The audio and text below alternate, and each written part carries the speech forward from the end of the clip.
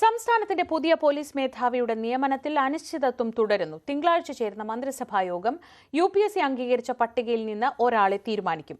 Ravada Chandrasekhar police മേധാവിയാകാനാണ് സാധ്യത. പട്ടികയ്ക്ക് പുറത്തു നിന്നൊരാൾക്ക് പോലീസ് തലവന്റെ താൽക്കാലിക ചുമതല നൽകുന്നതിനുള്ള നിയമസാധുതയും സർക്കാർ പരിശോധിക്കുന്നുണ്ട്. DGPമാരായ നിതിൻ അഗർവാൾ, റവാഡ ചന്ദ്രശേഖർ, യോഗേഷ് ഗുപ്ത കേരളത്തിലെ പോലീസ് തലവനാക്കാൻ UPSC സംസ്ഥാനത്തിന് നൽകിയ പട്ടികയിൽ ഉള്ളതിവരാണ്. എന്നാൽ പല കാരണങ്ങളിൽ 3 പേരോടും സംസ്ഥാന സർക്കാരിനത്ര താൽപ്പര്യമില്ല. ഇതോടെയാണ് പട്ടികയ്ക്ക് പുറത്തു നിന്നൊരാൾക്ക് സംസ്ഥാന പോലീസ് മേധാവിയുടെ താത്കാലിക ചുമതല നൽകുന്ന കാര്യം സർക്കാർ ആലോചിക്കുന്നത്. ഇതിനായുള്ള നിയമവശങ്ങൾ പരിശോധിക്കുന്നുണ്ട്. ബംഗാളും പഞ്ചാബും ഉത്തർപ്രദേശുമടക്കം 7 സംസ്ഥാനങ്ങളിൽ DGP ഇൻചാർജുമാരുണ്ട്. എന്നാൽ UPSC കൈമാറിയ പട്ടികയിൽ നിന്നല്ലാതെ മറ്റൊരാളെ തീരുമാനിച്ചാൽ കോടതിയിൽ നിന്ന് തിരിച്ചടിയുണ്ടാകുമെന്ന ആശങ്കയുണ്ട്.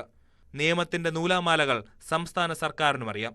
അതിനാൽ പട്ടികയിൽ നിന്നൊരാളെ തിങ്കളാഴ്ച ചേരുന്ന മന്ത്രിസഭാ യോഗത്തിൽ സംസ്ഥാന പോലീസ് മേധാവിയാക്കാൻ തന്നെയാണ് സാധ്യത.